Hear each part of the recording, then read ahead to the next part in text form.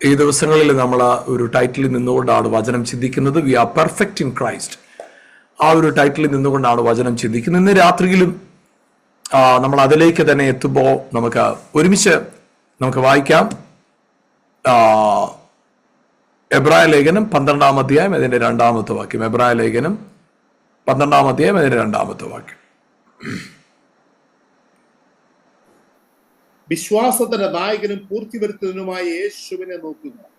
തന്റെ മുമ്പിൽ വെച്ചിരുന്ന ആളിലെ സന്തോഷം ഓർത്തു അവൻ അപമാനം അലക്ഷ്യമാക്കി ക്രൂശിനെ സഹിക്കുകയും ദൈവസിംഹാസനത്തിന്റെ വലതുഭാഗത്ത് ഇരിക്കുകയും ചെയ്തു.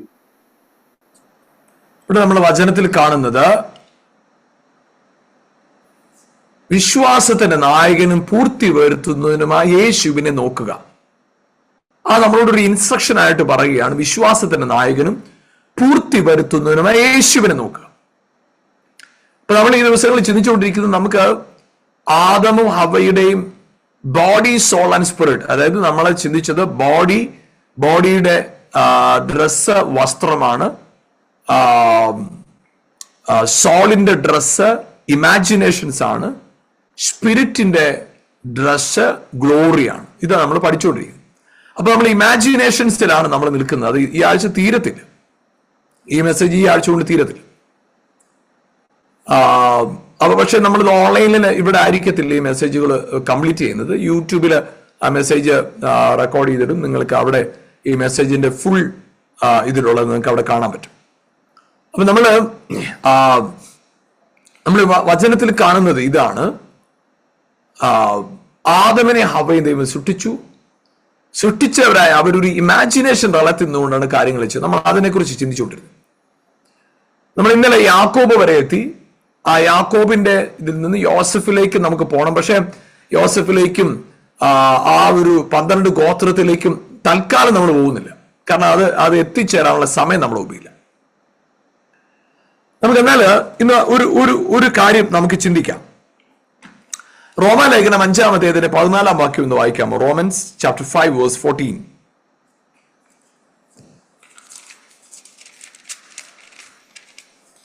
എങ്കിലും വരുവാനുള്ളവന്റെ പ്രതിരൂപമായ ആദാമിന്റെ ലംഘനത്തിന് തുല്യമായി പാപം ചെയ്യാത്തവരിലും മരണം ആദാം മുതൽ മോശ വരെ വാണിരുന്നു. അപ്പൊ അവിടെ പറയുന്നൊരു കാര്യം ഇതാണ്. വരുവാനുള്ളവന്റെ പ്രതിരൂപമായ ആദാം. അപ്പൊ ആദാം ആരായിരുന്നു? വരുവാനുള്ളവന്റെ പ്രതിരൂപം, വരുവാനുള്ളവന്റെ ഇമേജ്, വരുവാനുള്ളവന്റെ പ്രതിരൂപമായിരുന്നു ആദാം. അതൊരു പക്ഷേ ഈ പ്രതിരൂപം ഇങ്ങനെയൊക്കെ പറയുമ്പോൾ ഒരു പക്ഷേ മലയാളത്തിൽ അധികം വശമില്ലാത്തവർക്ക് ഒരു പ്രയാസം ഉണ്ടാകാതിരിക്കേണ്ട 14-ാം വാക്യം ഞാനൊന്ന് വായിക്കാം. Yet death reigned from Adam to Moses, even over those whose the sinners was not like the transgression of Adam, who was the type of the one who was to come. വരുവാനുള്ളവന്റെ അതൊരു എന്താ പറയുക, വരുവാനുള്ളവന്റെ, അത് ഇംഗ്ലീഷിൽ അത് എഴുതിയിരിക്കുന്ന വാക്ക് who was a type of the one who was to come. അപ്പൊ വരുവാനുള്ളവന്റെ type അതേ ടൈപ്പായിരുന്നു. അപ്പോ യേശുക്രിസ്തുവിലേക്ക് നമ്മളെ എത്തിക്കുവാനായിട്ട്, ഹല്ലേലൂയ, യേശുക്രിസ്തുവിനെ നമ്മുടെ മുമ്പിൽ കാണിച്ചു തരാനായിട്ട് എടുത്ത ഇമേജ് ആയിരുന്നു ആദാമായിരുന്നു വരുവാനുള്ളവന്റെ പ്രതിരൂപം. വരുവാനുള്ള പ്രതിരൂപം യേശുക്രിസ്തുവിന്റെ ആദ്യത്തെ രൂപം എന്തായിരുന്നു? ആദ്യത്തെ പ്രതിരൂപം എന്താ? ആദാം. എന്നാൽ അടുത്തൊരു ഇമേജ് ഉണ്ടായിരുന്നു, അടുത്തൊരു രൂപം ഉണ്ടായിരുന്നു. ആ രൂപത്തെ കുറിച്ച് നമ്മൾ പഠിക്കാൻ പോകുന്നു. വായിക്കാം. പുറപ്പാട് പുസ്തകം 25-ാം അധ്യായം 8-ാം വാക്യം. പുറപ്പാട് 25:8.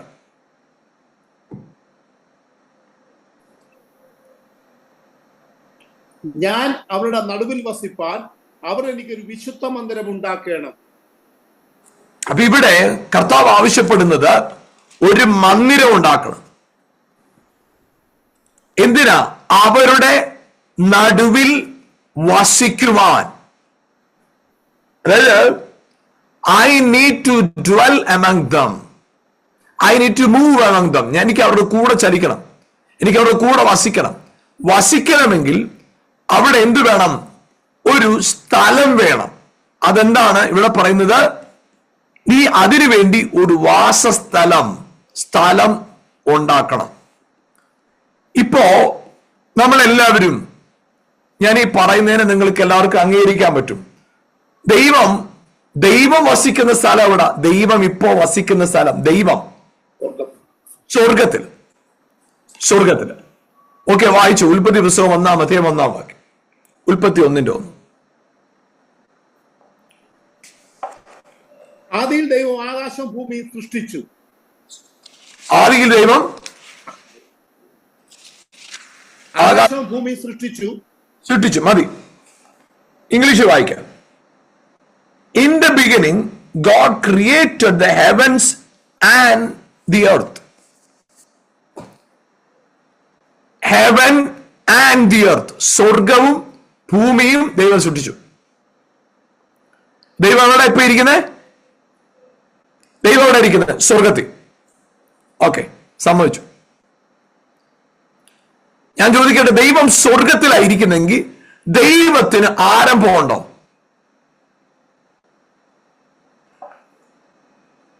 ദൈവത്തിന് ആരംഭമുണ്ടോ? ഇല്ല. അവസാനമുണ്ടോ? ഇല്ല. സ്വർഗത്തിന് ആരംഭമുണ്ടോ? ഈ വാക്യം വായിച്ചിട്ട് തലയാട്ടരുത്. ഈ വാക്യം വായിച്ചേ, 1-ാമത്തെ വാക്യം നോക്കി, എന്താ എഴുതിയിരിക്കുന്നത് നോക്കി. ഇപ്പൊ എന്താ വായിച്ചു? ഒന്നുകൂടെ വായിച്ചേ വാക്യം. ആദിയിൽ ദൈവം ആകാശവും ഭൂമി സൃഷ്ടിച്ചു. അത് ഇംഗ്ലീഷിൽ എഴുതിയിരിക്കുന്ന ഹെവൻസ്. അതാണ് ശരി. സ്വർഗവും ഭൂമിയും സൃഷ്ടിച്ചു. അപ്പോ ദൈവത്തിന് ആദ്യം ഉണ്ടായിരുന്നോ? ദൈവത്തിന് ആരംഭം ഉണ്ടായിരുന്നോ? ഇല്ല. സ്വർഗത്തിന് ആരംഭം ഉണ്ടായിരുന്നോ? ഉണ്ട്. സ്വർഗം സൃഷ്ടിക്കപ്പെട്ടതാ. അപ്പൊ അങ്ങനെയാണെങ്കിൽ സ്വർഗത്തെ സൃഷ്ടിക്കുന്നതിന് മുമ്പ് ദൈവമുള്ള താമസം.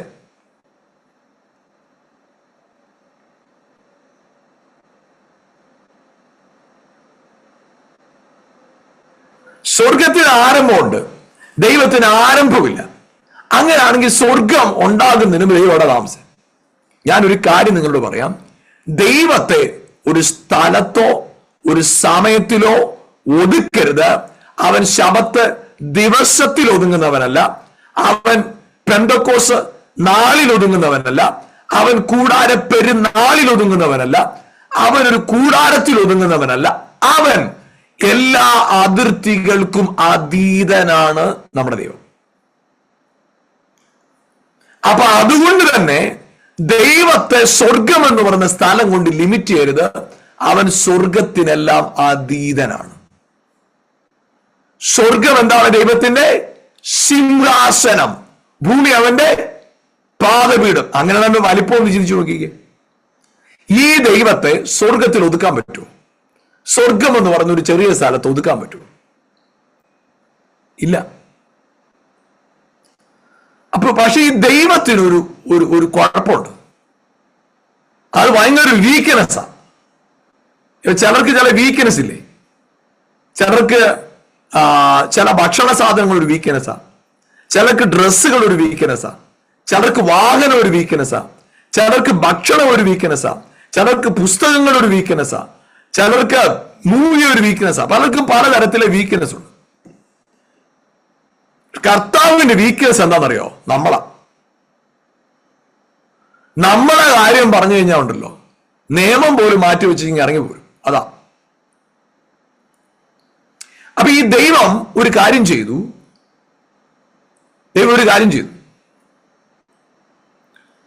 ദൈവം മനുഷ്യരുടെ മധ്യേ താമസിക്കാനായിട്ടൊരു വാസസ്ഥലം ഉണ്ടാക്കാൻ പറഞ്ഞു. ആ വാസസ്ഥലം എന്താണെന്നറിയാമോ? ആഗമന കൂടാരം. സമമായി ആഗമിക്കുന്ന കൂടാരം. അതുകൊണ്ടാണ് ആഗമന കൂടാരം എന്ന് പറയുന്നത്. സമമായി ആഗമിക്കുന്ന കൂടാരം, ആഗമന കൂടാരം.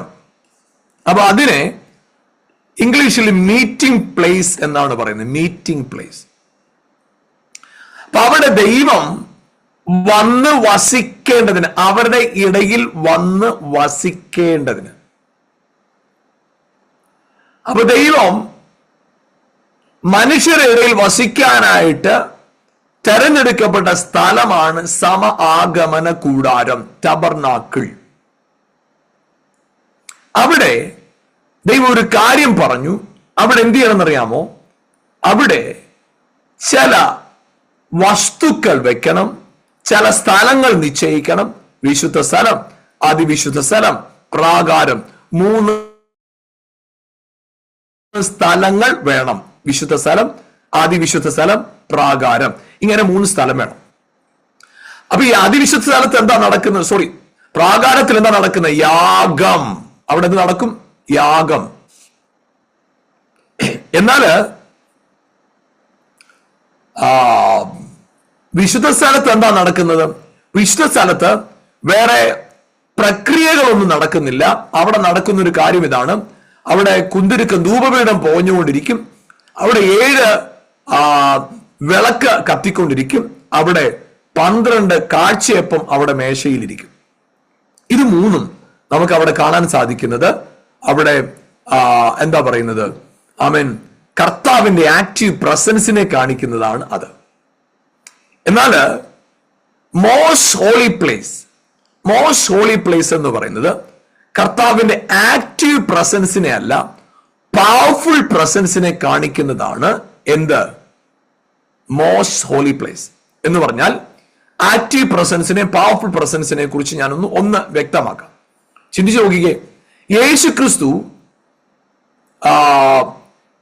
ഈ മനുഷ്യരുടെ കൂടെ ഇടയിൽ കൂടെ നടക്കുകയായിരുന്നു. നടന്നപ്പോ active presence, his presence is active. അവന്റെ സാന്നിധ്യം അവിടെ അവൈലബിൾ ആണ്. യേശുവോടുണ്ട്. പക്ഷെ ഒരു രക്തസ്രാവക്കാരി വന്നിട്ട് യേശുവിന്റെ വസ്ത്രം തൊട്ടു. അപ്പോ പവർഫുൾ പ്രസൻസ്. അപ്പോ മോസ്റ്റ് ഹോളി പ്ലേസിൽ പവർഫുൾ പ്രസൻസ്, ഹോളി പ്ലേസിൽ എന്താ? Active presence. But in the ഔട്ടിയാളിൽ, അതായത് പ്രാകാരത്തിൽ എന്താ സംഭവിക്കുന്ന അറിയാമോ? അവിടെ യാഗം. അവിടെ എന്താ നടക്കുന്നത്? മനുഷ്യന്റെ സാന്നിധ്യം, ജഡസാന്നിധ്യം. അതിനാണ് അവിടെ ഏറ്റവും കൂടുതൽ പ്രാധാന്യം. അപ്പൊ ഇവിടെ യേശു ക്രിസ്തുവിലേക്ക് നമുക്ക് വരാം. അപ്പൊ അവിടെ സാക്രിഫൈസ് എവിടെ നടക്കുന്നു? പ്രാകാരം. അപ്പൊ നിങ്ങൾ ചിന്തിക്കണം, ദേഹം എന്ന തിരശീല ചിന്തി. വായിക്കാം റോമാലേഖനം 8-ാം അധ്യായം 3-ാം വാക്യം. റോമൻസ് 8:3.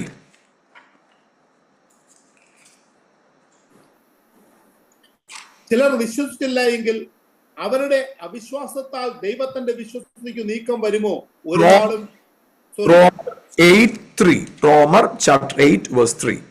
ജഡത്താലുള്ള ബലഹീനത നിമിത്തം ന്യായപ്രമാണത്തിന് കഴിയാഞ്ഞതിനെ സാധിപ്പാൻ ദൈവം തന്റെ പുത്രനെ പാപജഡത്തിന്റെ സാദൃശ്യത്തിലും പാപനിമിത്തവും അയച്ചു. പാപത്തിന് ജഡത്തിൽ ശിക്ഷ വിധിച്ചു. യേശു ക്രിസ്തുവിലല്ല ശിക്ഷ വിധിച്ചത്, ജഡത്തിൽ ശിക്ഷ വിധിച്ചു. ജഡം. വീണ്ടും വായിക്കാം എബ്രായർ 10-ാം അധ്യായം 19-ാം വാക്യം. Hebrew chapter 10 verse 19.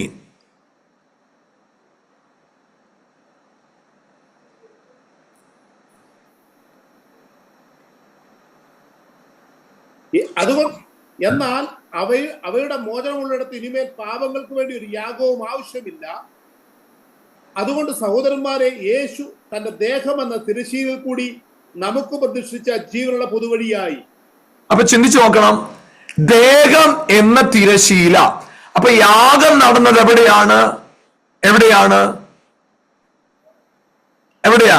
ദേഹത്തിൽ, ശരീരത്തിൽ. അപ്പൊ യേശു ക്രിസ്തുവിന്റെ ശരീരത്തിൽ നമ്മൾ എങ്ങനെ കാണണം? പ്രാകാരം, ഔട്ടർ കോട്ട്, പ്രാകാരം. എന്നാൽ യേശുവിന്റെ പ്രസൻസ്, യേശുവിന്റെ തോട്ട്സ്, യേശുവിന്റെ ചിന്തകൾ, യേശുവിന്റെ പേഴ്സണാലിറ്റി, അനുകമ്പ, ദയ, ആക്റ്റീവ് പ്രസൻസ് എന്താണ്? അവിടെ 3 കാര്യങ്ങളാണ് ഉള്ളത്. അപ്പം, കാഴ്ചയപ്പം, പുക, ധൂപപീഠത്തിന്റെ പുക, അതുപോലെ തന്നെ എന്താണ്? വെളിച്ചം, വിളക്ക്. ഇത് 3 ഉണ്ട്. അപ്പൊ യേശുക്രിസ്തുവിന്റെ ഉള്ളിൽ, മനസ്സിൽ, ക്രിസ്തുവിന്റെ മനസ്സിന്റെ ഉള്ളില് എന്താണ്? Word of God, the bread, the light of God, light. ഈ ധൂപപീഠം എന്തിനാ കാണിക്കുന്നത്? റിലേഷൻഷിപ്പ്, സ്മോക്ക്, അതിനെ കാണിക്കുന്ന ഇത്. അപ്പൊ ഇത് 3 യേശുക്രിസ്തുവിന്റെ ഉള്ളിൽ, സോളിൽ നടക്കുന്ന കാര്യം. എന്നാൽ whenever his spirit is active. Spirit active ആകുമ്പോൾ ഇത് മൂന്നിനെ ഒരുമിച്ച് കാണാൻ കഴിയുന്ന ഒരു സ്ഥലമാണ് യേശുവിന്റെ ഗദശമന തോട്ടത്തില്. യേശു പറഞ്ഞൊരു കാര്യമാണ്, ആത്മാവ് ഒരുക്കമുള്ളത്, ജഡം ബലഹീനം. എന്നിട്ട് പറയാ, ഉള്ളം നൊന്ത് കലങ്ങി, ഉള്ളം സോൾ, എന്റെ പ്രാണൻ ആത്മവേദനയിൽ. Soul, body and spirit. Spirit is active, soul കലക്കത്തിലാണ്, ബോഡിയാണ് വീക്ക. ഇത് മൂന്നും കാണുന്നതാണ് ഗദശമന. നിങ്ങൾ ശ്രദ്ധിക്കുന്നുണ്ടോ? കൂടെ വരുന്നുണ്ടോ? ഇച്ചിരി സ്ട്രോങ് ആയിട്ടുള്ള കാര്യമാണ് പറയുന്നത്. ഒന്നുകൂടെ ഒന്ന് പറയാം. അത് അവിടെ മൂന്ന് കാര്യമാണ്. എന്റെ ഉള്ളം പ്രാണവേദന, ഉള്ളം, that is about his soul. ആത്മാവ്, സ്പിരിറ്റ് ഈസ് റെഡി, ആത്മാവ്, ദൈവത്തിന്റെ യേശു ക്രിസ്തുവിന്റെ ആത്മാവ്. മൂന്ന്, എന്റെ ജഡം ബലഹീനമാ, ആത്മാവ് ഒരുക്കമുള്ളത്. Spirit is always ready, body is weak, soul is full of pain. ഇത് മൂന്നും നിങ്ങൾക്ക് കണ്ടോ? അപ്പൊ ഇമോഷൻസ് എവിടെയാ? എവിടെ? സോളില്.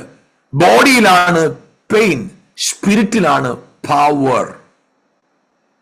അപ്പൊ ഇത് സമാഗമന കൂടാരം എന്ന് പറയുന്നത് യേശു ക്രിസ്തുവിനെ വെളിപ്പെടുത്താനായിട്ടായിരുന്നു. അത് മനസ്സിലാക്കണമെങ്കിൽ നിങ്ങൾക്ക് ഒരു വാക്യം വായിക്കണം. എബ്രായ ലേഖനത്തിന് തന്നെ 9-ാം അധ്യായത്തില് അതിന്റെ 23-ാം വാക്യം. ആകയാൽ സ്വർഗത്തിലുള്ളവയുടെ പ്രതിബിംബങ്ങളെ ഈ വകയാൽ ശുദ്ധമാക്കുന്നത് ആവശ്യം. സ്വർഗമാവയ്ക്കോ ഇവയേക്കാൾ നല്ല യാഗം ആവശ്യം. അപ്പൊ നിങ്ങൾ പിന്നീട് സമയമെടുത്ത് നിങ്ങൾ വായിക്കണേ. അതായത് ഇവിടെ അതിന്റെ 19-ാം വാക്യം മുതൽ 19, 20, 21 വാക്യങ്ങളിലൊക്കെ ദേവാലയത്തിലെ ഉപകരണങ്ങളെ കുറിച്ചൊക്കെ പറയുന്നുണ്ട്. അപ്പോ 9-ാം അധ്യായത്തിന്റെ 1-ാം വാക്യം അത് നിങ്ങൾ വായിച്ചാലും, എന്നാൽ ആദ്യ നിയമത്തിനും ആരാധനയ്ക്കും ചട്ടങ്ങളിൽ ലൗകികമായ വിശുദ്ധ മന്ദിരവും ഉണ്ടായിരുന്നു, കൂടാരം ചമച്ചു. ആദ്യ ഭാഗം നിലവിളക്ക്. 9-ാം അധ്യായത്തിൽ മുഴുവൻ ഈ ആലയത്തെ കുറിച്ചുള്ള വിവരണം ഇങ്ങനെ പറഞ്ഞു വരിക. മന്ദിരം അല്ലെ, മന്ദിരത്തെ കുറിച്ച് പറയുക. ഈ മന്ദിരത്തെ കുറിച്ച് പറഞ്ഞു വന്നിട്ട് പറയുന്ന കാര്യം 21 പറയുന്നത്, ആകിയാൽ സ്വർഗത്തിൽ ഉള്ളവയുടെ. അപ്പൊ ഈ താഴെ ഉണ്ടാക്കി വെച്ചാലേ എവിടെ ഉള്ളതാ? സ്വർഗത്തിലുള്ളതാ. അതായത് ദൈവം കൊടുത്ത ഇമേജ് മോശയുടെ മലയുടെ മോളിൽ വെച്ച് കൊടുത്തത് പുതിയതായിട്ട് ഡിസൈൻ ചെയ്തതല്ല. സ്വർഗത്തിലുള്ളവയുടെ പ്രതിരൂപമായിരുന്നു ദേവാലയത്തിൽ വെച്ചിരുന്ന സകലതും. അപ്പൊ അവിടെ നിങ്ങളൊരു കാര്യം മനസ്സിലാക്കണേ, ലോകാരംഭം മുതൽ അറുക്കപ്പെട്ടവൻ. അപ്പോ സ്വർഗത്തിൽ എന്ത് നടന്നായിരുന്നു? കുഞ്ഞാട് അറുക്കപ്പെട്ടായിരുന്നു. അതാണ് യോഹന്നാൻ കണ്ടത്. കുഞ്ഞാട് അറുക്കപ്പെട്ടതുപോലെ നിൽക്കുന്നത് ഞാൻ കണ്ടു. വെളിപ്പാട് 5. അപ്പൊ ലോക സ്ഥാപനത്തിന് മുമ്പേ യാഗം നടന്നതാ. പ്രാകാരം സ്വർഗത്തിലുണ്ട്, 7 നിലവിളക്ക് സ്വർഗത്തിലുണ്ട്, അപ്പം സ്വർഗത്തിലുണ്ട്, ധൂപപീഠം സ്വർഗത്തിലുണ്ട്. ഉണ്ടോ? നിങ്ങൾക്ക് സംശയമുണ്ടോ? സംശയം ഉണ്ടെങ്കിൽ ഞാൻ പറഞ്ഞുതരാം, നിങ്ങൾ കേൾക്കണം. ആമേൻ. ഇങ്ങനെയാണ് യോഹന്നാന്റെ സുവിശേഷത്തിൽ എഴുതിയിരിക്കുന്ന 1-ാം അധ്യായത്തില്, സകല മനുഷ്യരെയും പ്രകാശിപ്പിക്കുന്ന സത്യ വെളിച്ചം ലോകത്തിലേക്ക് വന്നുകൊണ്ടിരുന്നു. അപ്പോൾ വെളിച്ചം, വിളക്ക് സ്വർഗത്തിലുള്ളതാ, വന്നുകൊണ്ടിരുന്നു. അതാണ് യേശു പറഞ്ഞു, ഞാൻ സ്വർഗത്തിൽ നിന്ന് ഇറങ്ങി വന്ന ജീവന്റെ അപ്പം. സ്വർഗത്തിലുള്ളത് അപ്പ. അപ്പൊ നിങ്ങൾ മനസ്സിലാക്കണം, ഈ സമാഗമന കൂടാരത്തിൽ ഉണ്ടാക്കി വെച്ചൊന്നും പുതിയതായിട്ട് ഒരാള് കണ്ടുപിടിച്ചിട്ട് ഇങ്ങനെ ഉണ്ടാക്കി അങ്ങനെ അവിടെ ഫിക്സ് ചെയ്തല്ല. സ്വർഗത്തിൽ ഉണ്ടായിരുന്നവയുടെ പ്രതിബിംബം. സ്വർഗത്തിലുണ്ടായിരുന്നവരുടെ പ്രതിബിംബങ്ങളെ ഈ വകയാൽ ശുദ്ധീകരിക്കണമെന്ന്. അപ്പോ സ്വർഗത്തിലുള്ളതിനെയാണ് നാളെ പണിത് വെച്ചത്. അതുകൊണ്ടാണല്ലോ നമുക്കുള്ള മഹാപുരോഹിതൻ, നമ്മുടെ ബലഹീനതകളിൽ സകല അവഗണിപ്പാൻ കഴിയാത്തവരല്ല മഹാപുരോഹിതൻ. അപ്പോ സ്വർഗത്തിലൊരു മഹാപുരോഹിതനുണ്ട്, സ്വർഗത്തിലൊരു പുരോഹിതനുണ്ട്, സ്വർഗത്തിലൊരു നിയമപ്പെട്ടകമുണ്ട്. പെട്ടകമുണ്ട്. ഞാൻ അങ്ങോട്ടെല്ലാം വരുന്നുണ്ട്, പെട്ടകത്തിലേക്കൊക്കെ വരുന്നുണ്ട്. നമ്മള് സ്വർഗത്തിൽ ഇതെല്ലാം ഉണ്ട്. നിങ്ങൾ ചോദിച്ചേക്കാം. ഇപ്പോ ചോദിച്ച ആരെങ്കിലും ഉണ്ടെങ്കിൽ അവർക്കുള്ള മറുപടി എല്ലാം പുറകെ വരുന്നുണ്ട്. മന്ദിരം അപ്പൊ അവിടെ മന്ദിരം പണിതു. ഓക്കെ, മന്ദിരം നമുക്ക് വായിക്കാം. വെളിപ്പാട് പുസ്തകത്തില് 2-3 വാക്യങ്ങൾ വായിച്ചു കഴിയുമ്പോൾ നിങ്ങൾക്ക് അത് കുറച്ചുകൂടി ക്ലിയർ ആകും. നമുക്ക് 21-ാം അധ്യായത്തിന്റെ 3-ാമത്തെ വാക്യം വായിക്കാം. വെളിപ്പാട് 21. സിംഹാസനത്തിൽ നിന്നും ഒരു മഹാശബ്ദം പറയുന്നതായി ഞാൻ കേട്ടതു, ഇതാ മനുഷ്യരോട് കൂടെ ദൈവത്തിന്റെ കൂടാരം.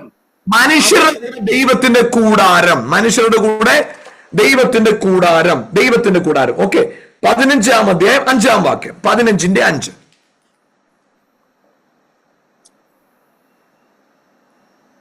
അതിന്റെ ശേഷം സ്വർഗത്തിലെ സാക്ഷ്യകൂടാരമായ ദേവാലയം പറഞ്ഞോ, വായിച്ചു തീർത്തോ? തുറന്നത് ഞാൻ കണ്ടോ? അപ്പൊ സ്വർഗത്തിലെ സാക്ഷ്യകൂടാരമാകുന്ന മന്ദിരം തുറക്കുന്നത് ഞാൻ കണ്ടു. അപ്പൊ സ്വർഗത്തിൽ എന്തുണ്ട്? ഒരു സാക്ഷ്യകൂടാരമുണ്ട്, മന്ദിരമുണ്ട്, അതിനൊരു വാതിലുണ്ട്. ഓക്കെ, തീർന്നില്ല. 11-ാം അധ്യായം 19-ാം വാക്യം. 11-ാം അധ്യായം 19-ാം വാക്യം.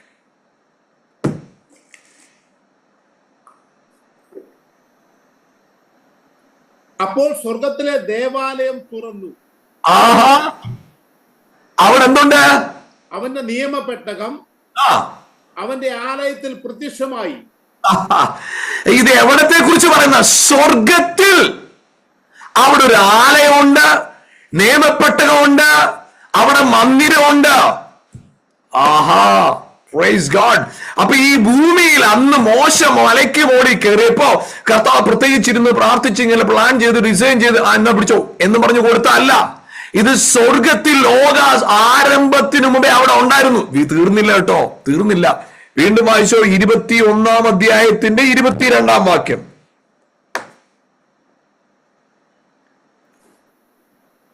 മന്ദിരം അതിൽ കണ്ടില്ല. സർവശക്തിയുള്ള ദൈവമായ കർത്താവും കുഞ്ഞാടും അതിന്റെ മന്ദിരമാകുന്നു.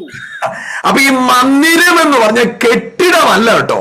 അപ്പൊ നിങ്ങൾ ആരെയും വിചാരിച്ചുകൊണ്ടിരിക്കുക, ഇതാ ഞാൻ വാസസ്ഥലം ഒരുക്കാൻ പോകുന്നു, ഞാൻ പോയി കഴിഞ്ഞാൽ തിരിച്ചു വരുമ്പോ നിങ്ങൾക്ക് അവിടെ നല്ല പുതിയ ടവറൊക്കെ പണിത്. നിങ്ങൾ ദൈവത്തോർത്ത ടവർ കാത്തിരിക്കാതെ Christ is your dwelling place. അവനാണ് മന്ദിരം, ക്രിസ്തുവാണ് മന്ദിരം. എന്നിട്ട് അടുത്ത വാക്യം വായിച്ചു. ജാതികൾ അതിന്റെ വെളിച്ചത്തിൽ നടക്കും, ഭൂമിയുടെ രാജാക്കന്മാർ തങ്ങളുടെ മഹത്വം അതിലേക്ക് കൊണ്ടുവരും. അല്ല, 22-ാം വാക്യം നമ്മൾ വായിച്ചത്. 23-ാം വാക്യം വായിച്ചേ. നഗരത്തിൽ പ്രകാശിപ്പാൻ സൂര്യനും ചന്ദ്രനും ആവശ്യമില്ല, ദൈവ തേജസ് അതിനെ പ്രകാശിപ്പിച്ചു, കുഞ്ഞാട് അതിന്റെ വിളക്കാകുന്നു. ഇവിടുത്തെ പീഠത്തിലെ വിളക്കില്ലേ, അത് കുഞ്ഞാടാ.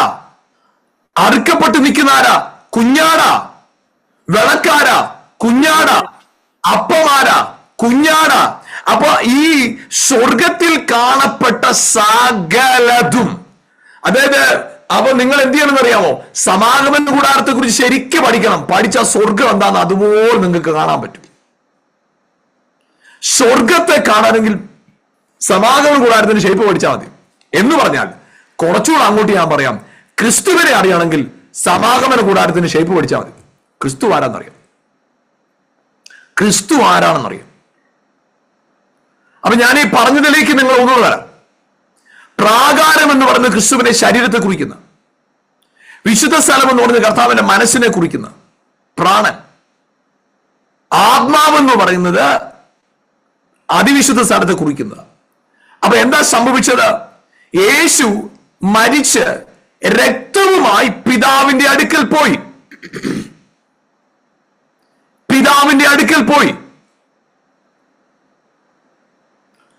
എന്ന് പറഞ്ഞാൽ നമ്മൾ ഈ കാണുന്ന പോലെ ലിറ്ററലി കയ്യിൽ കുറച്ച് ബ്ലഡുമായിട്ട് പോയെന്നുള്ള അർത്ഥത്തിൽ അങ്ങനെ മനസ്സിലാക്കുന്നതിന് കുഴപ്പമൊന്നുമില്ല, ചിന്തിച്ചോ, കുഴപ്പമൊന്നുമില്ല. പക്ഷെ ഞാൻ പറയാം, ഇവിടുത്തെ വില കൊടുത്തില്ലേ, ആ വില കൊടുത്തതിന്റെ ആ ധൈര്യത്തോടെ ആ ഉറപ്പോടെ ആമേൻ പിതാവിന്റെ സന്നിധിയിൽ, അതായത് ദേഹം എന്ന തിരശ്ശീല ചീന്തി പിതാവിങ്കലേക്ക് ഒരു എൻട്രൻസ് നമുക്ക് തന്നു, എൻട്രി നമുക്ക് തന്നു എന്ന് പറഞ്ഞാൽ, ഹല്ലേലൂയ, നിങ്ങൾ മറക്കരുത്, യേശു ക്രിസ്തുവിന്റെ മരണ പുനരുത്ഥാനം, യേശുക്രിസ്തുവിന്റെ മരണ പുനരുത്ഥാനം സാധ്യമാക്കിയത് എന്തിനാണെന്നറിയാമോ? ഹല്ലേലൂയ, സാധ്യമാക്കിയത്, ആമേൻ, ഹല്ലേലൂയ, പഴയ നിയമത്തിൽ ഞാൻ അവരുടെ നടുവിൽ വസിക്കേണ്ടതിന് എനിക്ക് ഒരു ആലയം പണിവീൻ എന്ന് അവരോട് പറഞ്ഞവനായ കർത്താവ് പത്രോസിന്റെ അടുക്ക വന്നപ്പോ പറഞ്ഞു, നിങ്ങൾ ഇനി പണിയണ്ട, ഞാൻ എന്റെ മന്ദിരത്തെ പണിയും. പാതാള ഗോപുരങ്ങൾക്ക് അതിനെ ജയിക്കാൻ സാധ്യമല്ല, പാതാള ഗോപുരങ്ങൾക്ക് അതിനെ ജയിക്കാൻ സാധ്യമല്ല. ഞാൻ പണിയുന്ന മന്ദിരത്തിന്റെ പ്രത്യേകത എന്താണെന്നറിയാമോ? അത് ജഡപ്രകാരമുള്ളതല്ല, അത് കല്ലുകൊണ്ടും മണ്ണുകൊണ്ടുമുള്ളതല്ല. ആമേൻ. ഞാൻ പണിയുന്ന ആലയം ആത്മാവിനാൽ ഒന്നിച്ചു പണിതു വരുന്നു. വായിക്കാം, എഫേസ്യ ലേഖനത്തില് നമുക്ക് ആ വാക്യമുണ്ട്. എഫേസ്യ ലേഖനം അതിന്റെ 2-ാമത്തെ അധ്യായത്തിലും, എഫേസ്യ ലേഖനം അതിന്റെ 2-ാമത്തെ അധ്യായത്തില്, ആമേൻ, ആമേൻ, നമുക്ക് ആ വാക്യങ്ങളെ വായിക്കാം. ആമേൻ. അതിന്റെ 19 മുതലുള്ള വാക്യങ്ങളെ വായിക്കാം. ആകയാൽ നിങ്ങൾ ഇനി അന്യന്മാരും പരദേശികളുമല്ല, വിശുദ്ധന്മാരുടെ സഹപൗരന്മാരും ദൈവത്തിന്റെ ഭവനക്കാരും അത്രേ.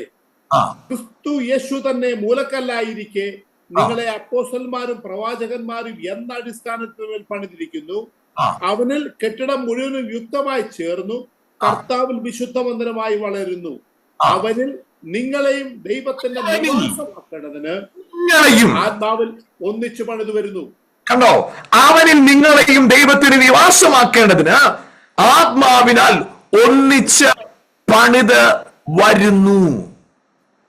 ഹല്ലേലൂയ. അപ്പൊ എന്താണ് ആ വാക്യങ്ങളും, എല്ലാ വാക്യങ്ങളും നിങ്ങൾ ശ്രദ്ധിക്കണേ, വായിച്ചു കേട്ട ഓരോ വാക്യങ്ങളും. ആമേൻ. ആകയാൽ നിങ്ങൾ അന്യന്മാരല്ല, പരദേശികളല്ല, ആമേൻ, ക്രിസ്തു തന്നെ മൂലക്കല്ലായിരിക്കെ നിങ്ങളും അപ്പോസ്തലന്മാരും പ്രവാചകന്മാരും എന്ന അടിസ്ഥാനത്തിന് മേൽ പണിതിരിക്കുന്നു. ആമേൻ.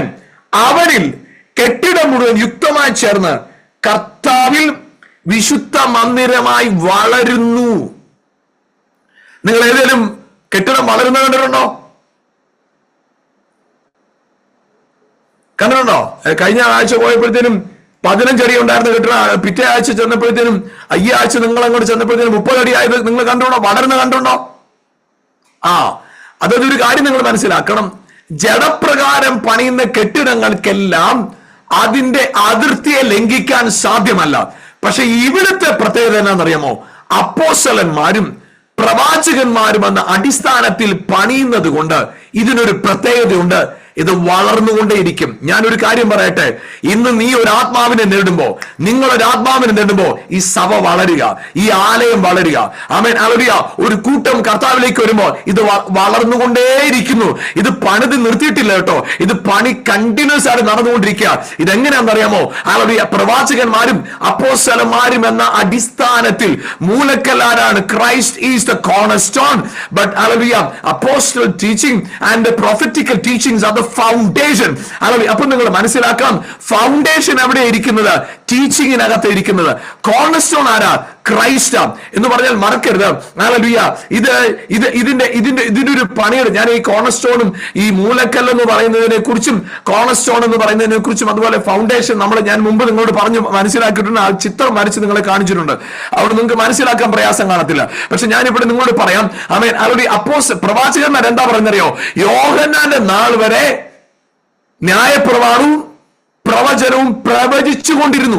അപ്പൊ യോഹന്നാൻ വരെയുള്ള പ്രവചനം എന്താണ്? Christ has to come.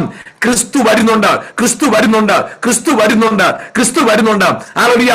പ്രവാചകന്മാർ പറഞ്ഞത് വരുന്ന ക്രിസ്തുവിനെ, അപ്പോസ്തലന്മാർ പറഞ്ഞത് വന്ന ക്രിസ്തുവിനെ. ഹല്ലേലൂയ. വന്ന ക്രിസ്തുവിനെ. വീണ്ടും ഒന്നുകൂടെ പറയാം, പ്രവാചകന്മാർ പറഞ്ഞത് മറഞ്ഞിരുന്ന ക്രിസ്തുവിനെ, അപ്പോസ്തലന്മാർ പറഞ്ഞത് വെളിപ്പെട്ട ക്രിസ്തുവിനെ. ഹല്ലേലൂയ, ആമേൻ, ഹല്ലേലൂയ. എന്നാൽ വീണ്ടും ഒന്നുകൂടെ ഞാൻ പറയാം, ഹല്ലേലൂയ, ആമേൻ, ആമേൻ. അപ്പോസ്തലന്മാർ പറഞ്ഞത്, ആമേൻ, വിശുദ്ധിക്ക് വേണ്ടി വില കൊടുക്കാൻ പോകുന്ന യേശുവിനെ, അതായത് ഹല്ലേലൂയ, പാപം ചെയ്താൽ തകർക്കുന്ന ദൈവം, ഹല്ലേലൂയ, കീറിക്കളയുന്ന ദൈവം, അതിനെയാണ് പ്രവാചകന്മാർ പറഞ്ഞതെങ്കിൽ, ഹല്ലേലൂയ, അതേ ദൈവം വെളിപ്പെട്ടിരിക്കുകയാണ് യേശു ക്രിസ്തുവിലൂടെ. ഏത് പാപിയും നീതീകരിക്കുന്ന ക്രിസ്തു. ആമേൻ, ഹല്ലേലൂയ. അപ്പോസ്തലന്മാർ പറയുന്നത് എന്താണെന്നറിയാമോ? നിങ്ങളുടെ അകത്ത് ക്രിസ്തു ഉണ്ട്. നീ പാപി എന്നോർത്ത് നീ തകർന്നിരിക്കരുത്, നീ രോഗിയാന്നോർത്ത് തകർന്നിരിക്കരുത്, നിന്റെ കുറവുകളും ബലഹീനതകളുമല്ല, ക്രിസ്തുവാകുന്ന മന്ദിരത്തിൽ നീ പണിയപ്പെട്ടവനാ.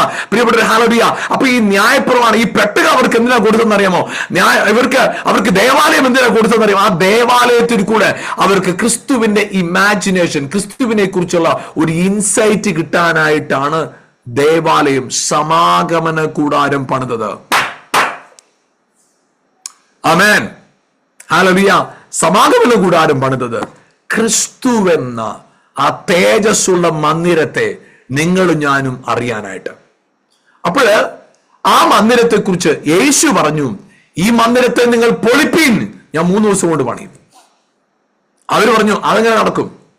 അടുത്ത വാക്യം പറയുക, അവൻ തന്റെ ദേഹം എന്ന മന്ദിരത്തെ കുറിച്ച് എത്ര പറഞ്ഞത്. അപ്പൊ ശരീരം എന്തായിരുന്നു? യേശുവിന്റെ ശരീരം ടെമ്പിൾ ഓഫ് ഗോഡ്. ഹല്ലേലൂയ. യോഹന്നാൻ 2-ാം അധ്യായത്തിൽ ഇത് പറയുമ്പോൾ 1 കൊരിന്ത്യർ ലേഖനം അതിന്റെ 3-ാം അധ്യായത്തിന്റെ 16-ാം വാക്യത്തിൽ പറയാം, you are the temple of God, you are the temple of God. നിങ്ങൾ ദൈവത്തിന്റെ മന്ദിരമാണ്. നിങ്ങൾ ദൈവത്തിന്റെ, you are the temple of God, you are the temple of God. ഹല്ലേലൂയ, ആമേൻ. നിങ്ങൾ മന്ദിരമാണ്, മന്ദിരമാണ്. ഈ മന്ദിരത്തിൽ എന്തെല്ലാം ഉണ്ട്? മന്ദിരത്തിനകത്ത് ഈ ഉപകരണങ്ങളെല്ലാം ഉണ്ട്. ഈ 3 സ്പേസും ഉണ്ട്. ഒന്ന് എന്താണ്? Presence of man, active presence of man. Holy പ്ലേസിൽ എന്താ? Active presence of God. Most holy പ്ലേസിൽ എന്താ? Powerful presence of God. അപ്പൊ നിങ്ങൾ ചിന്തിച്ചു നോക്കിക്കേ, നിങ്ങൾ ഇപ്പോ നിങ്ങളുടെ ശരീരത്തിൽ ഒരു വേദന ഉണ്ടെന്നിരിക്കട്ടെ, ആക്റ്റീവ് പ്രസൻസ് ഓഫ് മാൻ. നിങ്ങൾ വചനം ഇങ്ങനെ വായിച്ച് മനസ്സിൽ ഇങ്ങനെ ചിന്തിക്കുക, ധ്യാനിക്കുക. അത് ആക്റ്റീവ് പ്രസൻസ് ഓഫ് ഗോഡ്. സൗഖ്യമുണ്ട്, ഓക്കെ, സൗഖ്യമുണ്ട്. പക്ഷേ നിങ്ങൾ എപ്പോഴാണോ, ഹല്ലേലൂയ, എപ്പോഴാണോ ആക്റ്റീവ് അല്ല പവർഫുൾ പ്രസൻസിലേക്ക് നിങ്ങൾ മൂവ് ചെയ്യുന്നത്, അത് എപ്പോഴാണെന്നറിയാമോ സംഭവിക്കുന്നത്? എപ്പോഴേ പവർഫുൾ പ്രസൻസ് ഉണ്ടാകുന്നത്? എപ്പോഴാ പവർഫുൾ പ്രസൻസ് ഉണ്ടാകുന്നതെന്ന് അറിയാം? അതായത് പ്രാകാരത്തിൽ അർപ്പിച്ച യാഗത്തിന്റെ രക്തം വിശുദ്ധ സ്ഥലത്തിൽ കൂടെ, വാതിലിനകത്തൂടെ വിശുദ്ധ സ്ഥലത്തിൽ കൂടെ തിരശീലയെ ഭേദിച്ച് അതിവിശുദ്ധ സ്ഥലത്തേക്ക് രക്തം എത്തുമ്പോഴാണ് എന്ത് സംഭവിക്കുന്നത്? Powerful and the glorious presence of God manifest ചെയ്യുന്നത്. എന്ന് പറഞ്ഞാൽ നിങ്ങൾ എപ്പോഴാണോ നിങ്ങളുടെ സ്പിരിറ്റിനെ ആക്റ്റീവ് ആക്കുന്നത്, അവിടെയാണ് glorious or the powerful presence of God will active. അപ്പൊ അതിനെന്താ ചെയ്യേണ്ടത്? അത് ജസ്റ്റ് പറഞ്ഞു നിർത്താൻ സമയമായെങ്കിലും ഞാനത് പറഞ്ഞു നിർത്താം. അപ്പൊ ചിന്തിച്ചു നോക്കണം, ഈ പ്രസൻസ് അവിടെ പവർഫുൾ ആകുമ്പോ എപ്പോഴാണ്? രക്തം എവിടെ എത്തുമ്പോഴാ? രക്തം നിയമപ്പെട്ടകത്ത് തളിക്കപ്പെടുമ്പോഴാണ് ഗ്ലോറിയസ് പ്രസൻസ് മാനിഫെസ്റ്റഡ് ആകുന്നത്. എന്ന് പറഞ്ഞാൽ നിങ്ങളുടെ പാപം യേശുവിന്റെ രക്തത്താൽ കഴുകപ്പെട്ടു എന്ന് നിങ്ങൾ എപ്പോഴാണോ നിങ്ങളുടെ മനസ്സിനകത്ത് ആ ബോധ്യം വന്നിട്ട്, നിങ്ങൾ ആ വാക്യം ഒന്നുകൂടെ വായിക്കുമ്പോൾ നിങ്ങൾക്ക് മനസ്സിലാവും. സമയം ഇച്ചിരി മുന്നോട്ട് ഒരു 5 മിനിറ്റ് ഞാൻ എക്സ്ട്രാ എടുക്കുകയാണ്. 9-ാമത് ഈ നമ്മുടെ എബ്രായ ലേഖനം 9-ാം അധ്യായത്തിൽ നമ്മൾ വായിച്ചതായ ആ വാക്യത്തിലേക്ക് നമുക്ക് പെട്ടെന്നൊന്ന് പോകാം. അപ്പൊ നിങ്ങൾക്ക് അത് 3 വാക്യം 19 മുതൽ 22 വരെയുള്ള വാക്യങ്ങളെ വായിക്കുമ്പോൾ നിങ്ങൾക്ക് എങ്ങനെയാണ് ആക്റ്റീവ് എന്ന് ന്യായപ്രമാണ പ്രകാരം കൽപ്പന ഒക്കെയും ജനത്തോട് പ്രസ്താവിച്ച ശേഷം വ്യാഖ്യാനിക്കാനായിട്ട് സമയമില്ല. ഞാൻ ജസ്റ്റ് അത് വായിച്ച്, ഞാനത് ജസ്റ്റ് നിങ്ങൾ അതുപോലെ ശ്രദ്ധിക്കുക. അത്രേ ഉള്ളൂ. നമുക്ക് ഞാനത് പിന്നീട് ഇത് ഇന്റർപ്രറ്റ് ചെയ്യാം. എബ്രായ ലേഖനം 10-ാം അധ്യായം 19 മുതലുള്ള വാക്യം. എബ്രായർ 10-ാം അധ്യായം 19 മുതൽ 23 വരെയുള്ള വാക്യം. 19 ആണ്, 10-ാം അധ്യായം 19-ാം വാക്യം. അതുകൊണ്ട് സഹോദരന്മാരെ, യേശു തന്റെ ദേഹം എന്ന തിരശ്ശീലയിൽ കൂടി നമുക്ക് പ്രതിഷ്ഠിച്ച ജീവനുള്ള പുതുവഴിയായി തന്റെ രക്തത്താൽ വിശുദ്ധ മന്ദിരത്തിലേക്കുള്ള പ്രവേശനത്തിനു ധൈര്യവും ദേവാലയത്തിന്മേൽ ഒരു മഹാപുരോഹിതനും നമുക്കുള്ളത് കൊണ്ട് നാം ദുർമനസാക്ഷി നീങ്ങുമാറ് ഹൃദയങ്ങളിൽ തളിക്കപ്പെട്ടവരും ശുദ്ധവെള്ളത്താൽ ശരീരം കഴുകപ്പെട്ടവരുമായി വിശ്വാസത്തിന്റെ പൂർണ്ണ നിശ്ചയം പൂണ്ടു പരമാർത്ഥ ഹൃദയത്തോടെ അടുത്തു ചെല്ലുക. പ്രത്യാശയുടെ സ്വീകാരം നാം മുറുകെ പിടിച്ചുകൊള്ളുക. വാഗ്ദത്തം ചെയ്തവൻ വിശ്വസ്തനല്ലോ. ഇതിനകത്ത് കംപ്ലീറ്റ് കിടപ്പുണ്ട് കേട്ടോ, മൊത്തം ഉണ്ട് ഇതിനകത്ത്.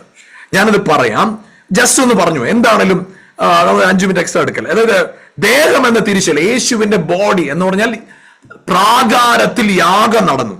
ഈ യാഗം നടന്നപ്പോ രക്തത്താൽ വിശുദ്ധ മന്ദിരത്തിലുകൾ പ്രവേശനത്തിന് ധൈര്യം എവിടെ ഉണ്ടാകുന്ന? മനസ്സില്, നിങ്ങളുടെ മനസ്സിൽ ധൈര്യം.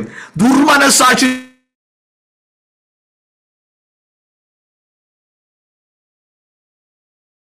മനസാക്ഷിയുടെ ആ ദുഷ്ടതയെല്ലാം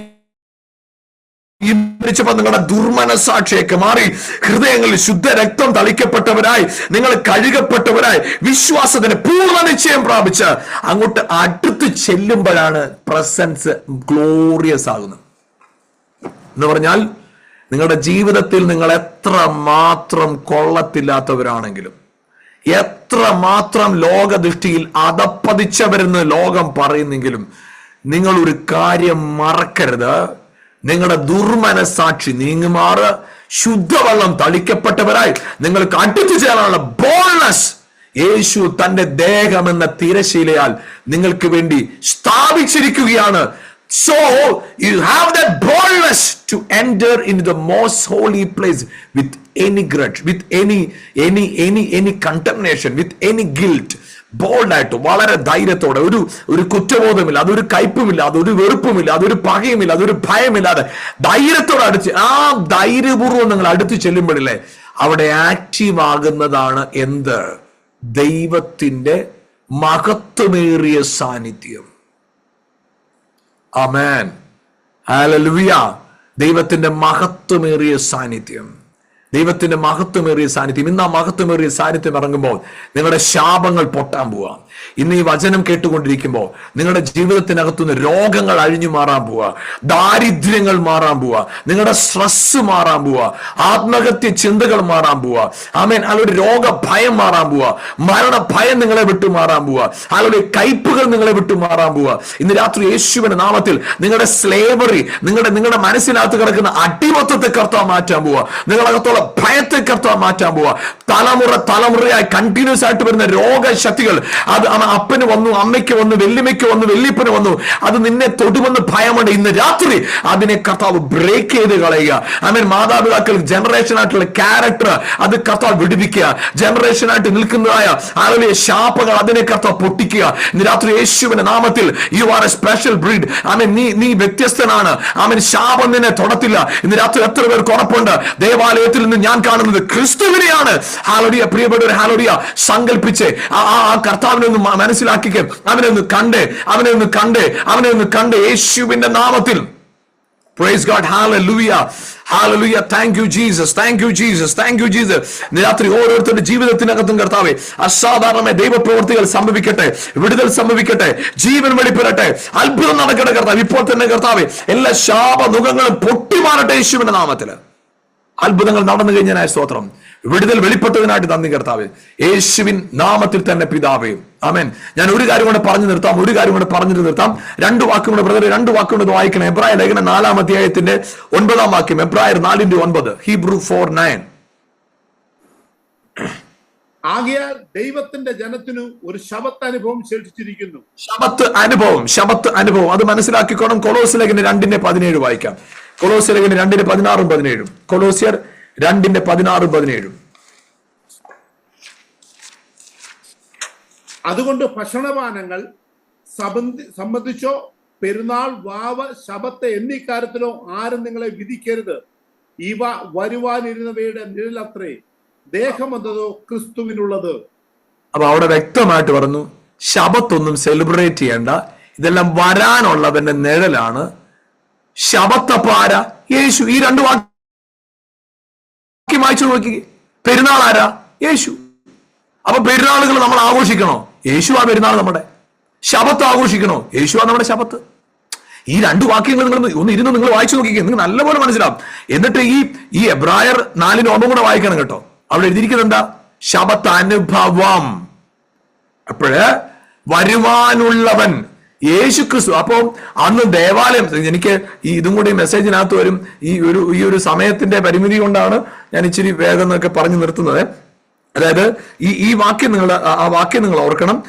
നിങ്ങളെ ആരും അതിനെ കുറിച്ച് പറയാനിടയാകരുത്. കാരണം ഇതെല്ലാം വരുവാനുള്ളതിന്റെ നിഴലാണ്.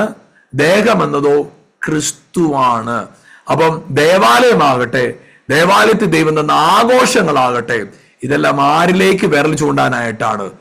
വരുവാനുള്ള ക്രിസ്തുവിലേക്ക് വിരൽ ചൂണ്ടാനായിരുന്നു. അപ്പം എല്ലാത്തിന്റെയും ചുരുക്കമാരാ? ക്രിസ്തു.